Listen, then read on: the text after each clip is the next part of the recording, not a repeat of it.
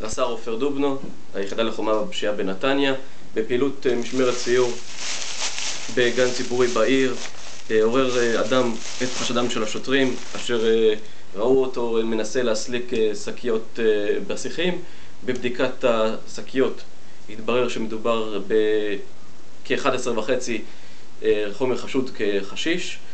האדם עוכב, מדובר בתושב נתניה, יליד 84.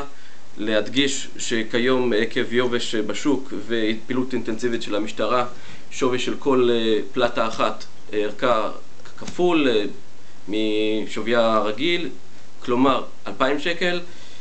החקירה בעיצומה, החשוד כאמור עצור.